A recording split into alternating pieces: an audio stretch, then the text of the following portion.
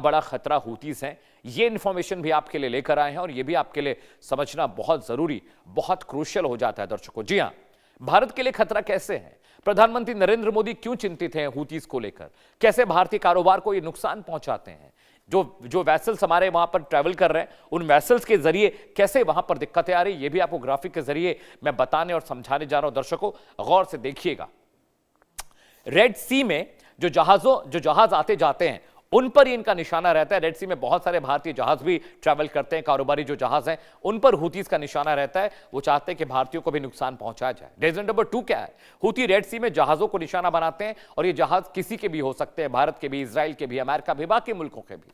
Danger number 3 क्या है, भारत का बड़ा व्यापार इसी रास्ते से होता है, यूरोप मिडिल ईस्ट का बहुत बड़ा हमारा जो कारोबार इसी रास्ते से होता है और ये ताक में बैठे रहते हैं कि भारतीय जहाजों को भी निशाना बनाया जाए। दर्शकों जी हां, अगला डेंजर नंबर 4 आपकी स्क्रीन पर है। भारत की शिपिंग बहुत महंगी हो जाती है क्योंकि वहां पर खतरा बढ़ता है, उनके इंश्योरेंस महंगे हो जाते हैं, भारत को मुश्किल होती है, भारत को ज्यादा पैसा खर्च करना पड़ता है। डेंजर नंबर 5 आपकी स्क्रीन पर, भारत का जो सामान है वो देरी से पहुंचता है क्योंकि ये हमला करते हैं, डर के मारे रूट्स बदल दिए जाते हैं, कई बार ट्रैवल करने से मना कर देते हैं जो मर्चेंट नेवीज हैं, उससे भी बहुत दिक्कत होती है। सप्लाई चेन प्रभावित होता है, जब सप्लाई रुक जाती है तो अभी आप देख रहे हैं क्रूड की वजह से कितनी दिक्कतें देश में आ रही हैं, ऐसा होता है। डेंजर नंबर 7 आपकी स्क्रीन पर आने जा रहा है। दर्शकों भारत के लिहाज से बता रहा हूं, भारतीय जहाज और नाविकों को भी खतरा रहता है क्योंकि ये भारतीय झंडे को देखकर निशाना बनाते हैं, क्योंकि इन्हें लगता है कि हम इजराइल के समर्थक हैं, हम अमेरिका के समर्थक हैं। डेंजर नंबर 8 आपकी स्क्रीन पर आने जा रहा है। दर्शकों कई भारतीय क्रू अंतर्राष्ट्रीय जहाजों पर काम करते हैं और सबसे बड़ा खतरा उन्हीं क्रू मेंबर्स को है क्योंकि ये उन क्रू मेंबर्स को पहचान कर उन पर हमला कर सकते हैं, उन्हें नुकसान पहुंचा सकते हैं। डेंजर नंबर 9 आपकी स्क्रीन पर आने जा रहा है। दर्शकों हूती हमले में ये भी जोखिम में आ सकते हैं, यानी जो भारतीय क्रू मेंबर्स हैं उनको भी खतरा हो सकता है। डेंजर नंबर 10 आपकी स्क्रीन पर आने जा रहा है। भारत के लिए कितना बड़ा खतरा हूती थे ये मैं आपको बता और समझा रहा हूं। ये एक मानवीय और सुरक्षा का चिंता वाला विषय है। भारतीय मर्चेंट नेवी, भारतीय कारोबारी, भारतीय वैसल्स जो वहां से गुजरते हैं उनके लिए बहुत बड़ा खतरा है क्योंकि ये उन्हें ढूंढकर पहचान कर उन पर हमला करने की कोशिश करते। तो ये डेंजर्स जो थे भारत के लिहाज से आपने देख लिया, हूती कौन है, कैसे इजराइल 6 फ्रंट वॉर में शामिल है, ये तमाम जो लोग हैं ये परेशान हो रहे हैं। एक बड़ा पैनल मेरे साथ जुड़ रहा है, उन सब के जरिए हम आपको बताने और समझाने की कोशिश करेंगे कि आखिरकार कैसे अब हूती बहुत बड़ा मुश्किल वाला सबब हमारे लिए बनने जा रहे हैं। स्वागत कीजिए कर्नल अनुराग शुक्ला साहब का। सर बहुत बहुत स्वागत है, बहुत शुक्रिया आपने हमारे लिए वक्त निकाला।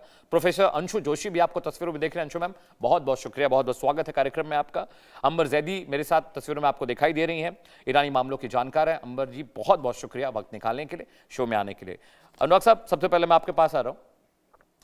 हूतीज अभी तक शांत बैठे हुए थे लेकिन अब हूतीज ने भी फ्रेश रिटेलिएशन अपना शुरू कर दिया है। कल रात को 12-1 बजे से के बाद जो हमें इंटेल मिल रहा है, उन्होंने बड़े पैमाने पर रॉकेट्स दागे इजराइल के बशरवा शहर में जो कि कोस्टल इलाका है वहां पर। पहले से ही लेबनान वाला मसला चल ही रहा है, वहां पर हिजबुल्लाह परेशान कर रहे हैं इजराइल को, इधर हूतीज भी एक्टिव हो गए, ईरान भी लगातार एक्टिव है। और एक पूरा मैप में दिखा रहा था अभी दर्शकों को कि किस तरह से 4-5 बड़े मुल्क जो हैं वो इजराइल को परेशान कर रहे हैं। 6 फ्रंट वॉर में इजराइल करीब करीब अब मुफ्तला शामिल होता दिखाई दे रहा है। आप कैसे रीड करते हैं इसको?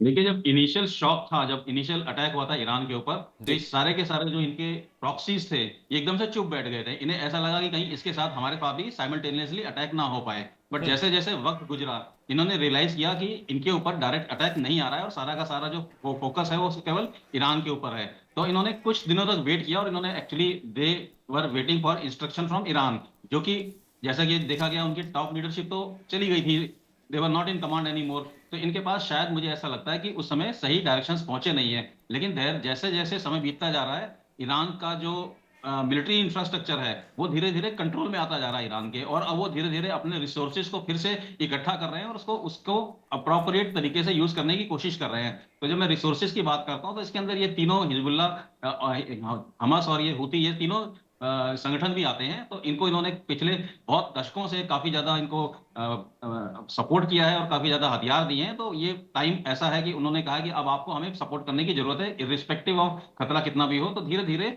ये वाले जैसे जैसे युद्ध चलेगा, आगे बढ़ेगा, तो ये जो प्रॉक्सीज हैं इन्होंने अपना अपना फ्रंट खोलना शुरू कर दिया है। सबसे पहले हिजबुल्लाह ने खोला था और अब इस तरफ से हूती ने खोलना शुरू कर दिया है। तो इनके पास जितना अर्सनल बचा है, जिस हिसाब से बचा है उसी हिसाब से उसको टारगेट कर रहे हैं और उसको उसी हिसाब से चला रहे हैं। बट मुझे ऐसा लगता है कि जैसा उन्होंने एंटिसिपेट किया है कि अगले 6 महीने तक युद्ध चल सकता है, या उन्होंने डिक्लेयर किया है कि हमारी कैपेबिलिटीज 6 महीने की है, तो उसी हिसाब से धीरे धीरे थोड़ा थोड़ा अपना एमुनिशन दागेंगे। उनका टारगेट स्पेसिफाइड होता है, और जिस तरह से पीछे से हुक्म आएगा ईरान की तरफ से, जो टारगेट बताए जाएंगे उसी को वो टारगेट करेंगे।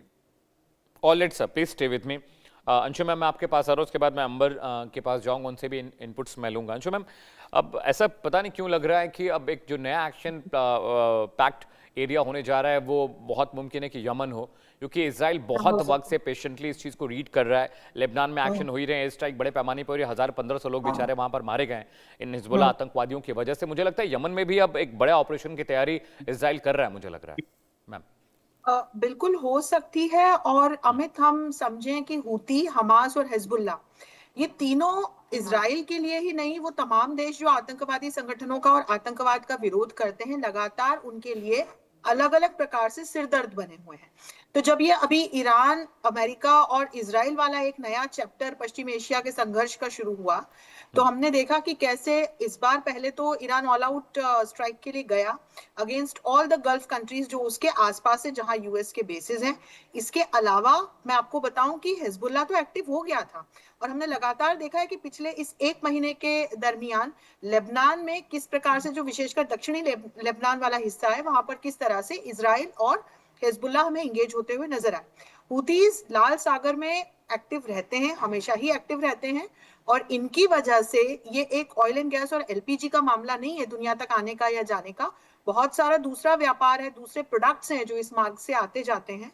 और भारत का भी कहीं ना कहीं यहाँ पर एक स्टेक है। तो आप यूरोप की तरफ या नॉर्थ अफ्रीका की तरफ या पश्चिम एशिया की तरफ ही देखें या एशिया की तरफ देखें, तो ये व्यापार का भी बहुत बड़ा रूट है, और यहाँ पर हुतीज लगातार अपनी हरकतों को अंजाम देते रहते हैं। और अब आऊं मैं हुतीज, हिजबुल्लाह के साथ साथ हमास पे। तो हमास लगातार इसराइल के आसपास, इनफैक्ट ये पूरा संघर्ष ही हमास से शुरू करवाया है, जब 7 अक्टूबर 2023 को उसने इसराइल पर हमला किया, और जिसमें 1,500 के करीब महिलाएं और बच्चे मारे गए। तो अभी तक हमने जो सेंटर देखा वो इन एंड अराउंड इसराइल, अगर आप देखो तो ईरान तक एक अभी हमने कॉन्फ्लिक्ट का नया चैप्टर देख लिया, हमने देखा लेबनान के साथ लगातार इंगेज है, हम सीरिया को भी कहीं ना कहीं इंगेज देखते चले आ रहे हैं। आपने बिल्कुल सही बिंदु कहा अमित, अब इसमें यमन भी हो सकता है कि हमको इसमें इन्वॉल्व होता हुआ नजर आए, क्योंकि इसराइल जो भी ट्रंप अनाउंसमेंट्स कर रहे हैं, जो भी अमेरिका कर रहा है, हालांकि वो भी मैं चर्चा करूंगी, मुझे लगता है वो एक आई वॉश है, और 6 अप्रैल के बाद हो सकता है कि हम कोई बड़ी एक्शन अमेरिका की तरफ से देखें। लेकिन नेतान्याहू और अभी जेडी वॉन्स के बीच जिस तरह की बात हुई, या नेतान्याहू और अमेरिकन ऑफिशियल्स के बीच जिस तरह की बातचीत लगातार चल रही है, तो उसमें एक एक्सक्लेमेशन मार्क इसराइल की तरफ से दिखाई पड़ रहा है अमेरिका की ओर। और ऐसे में इसराइल को भी, जिस तरह से ईरान ने एक एग्जिस्टेंशियल क्राइसिस अपने लिए समझते हुए एक ऑल आउट स्ट्राइक की, तो मुझे लगता है कि इसराइल के लिए भी अब वो एक स्ट्राइक आवश्यक हो गई है, जिसमें अगर ईरान की तरफ नहीं भी जाता है तो उसके आसपास जो 3 आतंकवादी संगठन उसे परेशान करते हैं, तो कम से कम वहां पर जाकर के वो अपना एक एक्शन लेगा। तो इसमें हुतीज अब हमास के साथ तो डायरेक्टली इंगेज है, हिजबुल्लाह के साथ लेबनान में इंगेज है, तो अब हुतीज बचते हैं, तो बिल्कुल यमन मुझको यहाँ पर एक सेंटर ऑफ अनदर कॉन्फ्लिक्ट बनता हुआ नजर आ रहा है। ऑल राइट मैम, मैं अंबर जैदी के पास जा रहा हूँ। अंबर, अभी जो सिचुएशन है, ईरान बिल्कुल फर्म है अपनी जंग को लेकर, और वो कह रहे हैं कि भाई हम तो हार मानने वाले नहीं, चाहे जितना वक्त लग जाए, चाहे जितना रसद और हथियार लग जाए। हूतीज़ के अटैक के बाद ऐसा लग रहा है कि जो प्रॉक्सीज कहे जाते हैं कि हूतीज़ ईरान के प्रॉक्सीज है, ईरान उनको फंड करता है, उनको सलाहियतें देता है, हथियार मुहैया कराता है, क्या यहाँ से आप एक स्ट्रेस बिल्डअप होता देख रही हैं यमन के लिए, कि वहाँ पर भी एक्शन आपको लगता है देखने को मिलेगा, या आपको लगता है कि ये प्रॉक्सीज तो लगा बहुत वक्त से इसराइल पर हमला कर रहे हैं, ये बिल्कुल डिफरेंट और सेपरेट सब्जेक्ट है, इस पर जैसे इसराइल हमेशा से डील करता रहा हिजबुल्लाह, हूती, हमास को, वैसे ही डील करता रहेगा, ये कोई वॉर का रूप या एक मेजर एक्शन का रूप नहीं लेगा? अंबर, देखिए, जिस तरह से अमित ये हम अभी इस कॉन्फ्लिक्ट को हम आगे या फिर एस्केलेट होते हुए देख रहे हैं, तो डेफिनेटली यमन इससे अछूता नहीं रहेगा। लेकिन हम ईरान की अगर इस प्रॉक्सी मॉडल की बात करते हैं, जिसको एक्सेस ऑफ रेजिस्टेंस ईरान हमेशा कहता आया है, जिसमें हमास, हिजबुल्लाह और हुतीस की बात करते हैं, जिनके ऑफकोर्स अपने अपने उनके अपने भी ऑब्जेक्टिव है, प्लस ईरान उनको सपोर्ट करता है, और एक स्ट्रॉन्ग उनके पास सपोर्ट बेस है, प्लस उनके पास सभी जितने भी जदीद टेक्नोलॉजी और सारी चीजों उनको सपोर्ट करता आता है ईरान, जिसमें साथ साथ उनके अपने ऑब्जेक्टिव के साथ लड़ता है। लेकिन यहाँ पर हम जिस तरह से देख रहे हैं कि ईरान के अपने उसके सामने जो खतरे हैं, जहां पर आप देखते हैं कि अगर आप यूएस बेसिस को का सबसे ज्यादा जो अभी भी जो पीस पॉइंट्स की बात हो रही थी, जिसमें ईरान ने ये डिमांड रखी थी कि यहाँ से गल्फ से इराक सीरिया में जो भी उनके बेसिस है वो हटाए जाएं।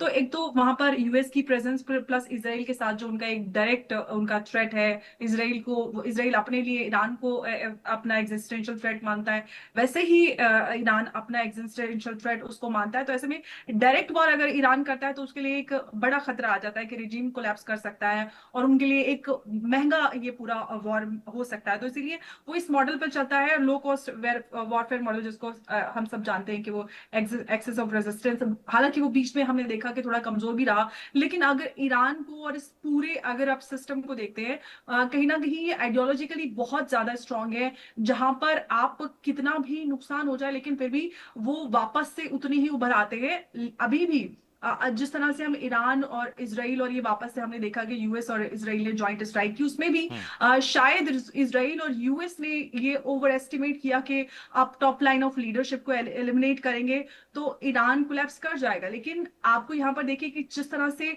ईरान ने इतने समय तैयारी की एसिमेट्रिक वॉरफेयर की और जिस तरह से उन्होंने डिसेंट्रलाइज सिस्टम बनाया, तो तैयारी उनकी नजर आती है और एक लो कॉस्ट उनका जो वॉरफेयर है वो भी यहाँ पर मॉडल समझ में आता है, जो दुनिया के लिए एक बड़ा एग्जाम्पल बन जाता है। लेकिन ऑफकोर्स ये जिस तरह से बढ़ रहा है पूरे रीजन में, तो ये सिर्फ वेस्ट एशिया ही नहीं बल्कि साउथ एशिया के लिए भी बड़ा ही कंसर्न बनता जा रहा है। क्योंकि ऑफकोर्स जैसे पाकिस्तान का इन्वॉल्वमेंट हम यहाँ पे देख रहे हैं, पाकिस्तान को यूएस एंगेज करने की कोशिश कर रहा है कि वो ग्राउंड इन्वेजन पाकिस्तान के थ्रू करे, साथ ही साथ बलोचिस्तान, और ये उधर भी आप जानते हैं कि बलोचिस्तान और पाकिस्तान को लेकर जो ईरान के बीच में जो सारी चीजें हैं। तो मुझे लगता है कि ना सिर्फ यमन बल्कि मुझे अपने इस साउथ एशिया के रीजन में भी इस तरफ आते हुए नजर आता है, और जो हम सब के लिए बल्कि हमारे देश के लिए बहुत ज्यादा हमें इम्प्लीकेशन सिक्योरिटी से रिलेटेड नजर आते हैं। ऑलराइट अम्मा जी, please stay with me. Colonel साहब, मैं आपके पास आ रहा हूं। एक बहुत मुश्किल ये भी है कि कभी कभी ऐसा देखने को इस बार भी जंग में मिला कि इजराइल की दबाव की वजह से भी कई बार अमेरिका ने एक्शन लिए हैं, और ये जो जंग है पूरी अमेरिकन लॉबी वहां पर लगी हुई थी कि कैसे भी करके ईरान पर हमला किया जाए। अमेरिका नानुकुर जरूर कर रहा था, लेकिन वहां पर ज्यूस की पूरी लॉबी अमेरिका में लगी हुई थी। अब यमन को लेकर भी सेम ये क्वेश्चन हो रहा है, क्या अमेरिका फिर से एक ज्वाइंट ऑपरेशन करने जा रहा है यमन के साथ, या आपको लगता है कि ये इजराइल की लड़ाई इजराइल को अकेले लड़ना है, या आपको लगता है कि उनका काउंटर पार्ट अमेरिका इसमें भी उनके साथ शामिल होगा?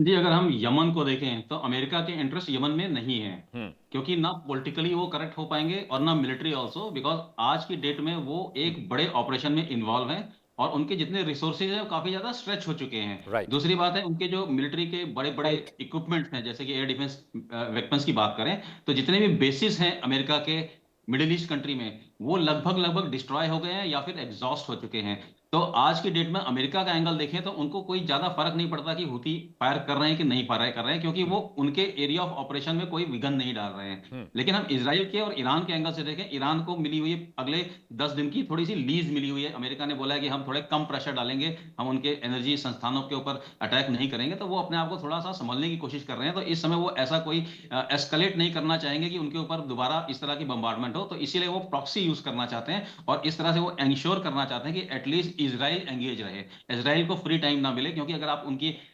देखें, स्टेटमेंट आई थी चीफ ऑफ आर्मी इजराइल की, उन्होंने बोला था कि हमारे जवान जो हैं वो एग्जॉस्ट हो रहे हैं, वो थके हुए हैं, वो ओवर स्ट्रेच कर चुके हैं। तो ये चीजें उनको भी मालूम है। पिछले 1.5 साल से ऑलरेडी इजराइल की फोर्स लड़ रही है, ग्राउंड फोर्सेस पे लड़ रही है, ग्राउंड पे लड़ रही है, अभी हिजबुल्लाह से लड़ रही है, तो वो एंगेज है पूरी की तरह। और इस बात का ईरान को पूरी तरह से अंदाजा है और वो इसी बात को पुश करना चाहते हैं कि उनको खाली नहीं छोड़ना है, उनको एंगेज रखना है। तो उन्होंने अपने दोनों प्रॉक्सी हिजबुल्लाह और हूती दोनों को एक्टिवेट कर दिया है। इसके साथ साथ उन्होंने ये भी इंश्योर किया कि हमारी धरती पे थोड़ा सा प्रेशर कम रहे, इसलिए वो थोड़ा सा प्रॉक्सीज को यूज कर रहे हैं इस समय। कर्नल साहब, लेकिन अभी बीती रात मतलब भारत के टाइम के मुताबिक करीब भोर में 3:30 ढाई 3 बजे के आसपास टॉमहॉक मिसाइल्स अमेरिका ने फायर किए हैं, और एक दो नहीं 700-800 मिसाइलें फायर हुई हैं। तो अगर इतना लीनियज था, इतना रेस्ट था कि 6 अप्रैल तक आपके हम ठिकानों पर हमले नहीं करेंगे, तो रात को 700-800 मिसाइलें दागना, और टॉमहॉक मिसाइल्स कोई छोटा वेपन नहीं है। 800-900 मीटर के रेंज को वो तबाह करके सुखा देता है जहां भी वो गिरता है। तो 800 टॉमहॉक मिसाइलें अमेरिका ने कल रात को दागी हैं। तो ये कैसा लीनेज है, कैसा पीस है, कैसी बातचीत है कि हम 6 अप्रैल तक आपके एनर्जी सेक्टर्स को निशाना नहीं बनाएंगे, लेकिन हम सिविलियंस को मार देंगे, हम आपके बाकी जगहों पर हमले कर देंगे। देखिए, ये दो दो तरह की स्टेटमेंट है। एक तो पॉलिटिकल स्टेटमेंट है, एक मिलिट्री स्टेटमेंट है। पॉलिटिकल स्टेटमेंट ये है कि वो पूरा बताना चाहते हैं हम किसी भी तरह से लीवरेज नहीं दे रहे हैं, हम किसी तरह से लीनियंट नहीं है, हम पूरा प्रेशर बनाए रखे हुए हैं। लेकिन अगर मिलिट्री एंगल से देखें, 700-800 मिसाइलें बहुत ज्यादा नंबर होते हैं, बहुत ही बड़ी नंबर होते हैं। और अगर आप ज्योग्राफी देखें ईरान की, सिर्फ ईरान की ज्योग्राफी देखो, चारों तरफ इतने ज्यादा हाई और लो माउंटेन्स हैं कि वो एक तरह से फोर्टिफाइड है। अगर इस तरह के बम गिरते हैं तो उनके ऊपर ज्यादा नुकसान नहीं कर पाते हैं, जमीन ज्यादा नहीं खराब होती है। और दूसरी बात, जिस दिन से स्टार्ट हुआ है वॉर, जितने भी सिविलियन है वो सेफ इलाके में, सेफ ठिकानों में जा चुके हैं, बंकर के अंदर जा चुके हैं। एटलीस्ट मेरा मानना है कि बाहर तो कोई नहीं रह रहा होगा। तो डेफिनेटली इस तरह की कारपेट बमिंग की जाए या इस तरह की 700 की स्टेटमेंट दे दी जाए कि हम 700 मिसाइल मार रहे हैं, I think it is over exaggerated. इतना ज्यादा नहीं रहा होगा, बट डेफिनेटली इन्होंने फायर तो किया ही होगा। अंशु मैम, चलिए ये लड़ाई सिर्फ अकेले इजराइल की, अमेरिका इसमें शामिल नहीं होगा। जैसे कर्नल साहब बता रहे कि उनका इंटरेस्ट वहां पर नहीं है, यमन में नहीं है। लेकिन आपको याद होगा कि सीरिया में, लेबनान में एयर स्ट्राइक के दौरान अमेरिकन फाइटर जेट्स वहां पर गए थे। तो लेबनान में भी अमेरिका का कोई इंटरेस्ट नहीं है मैम, लेकिन वहां पर फाइटर जेट्स तो गए थे।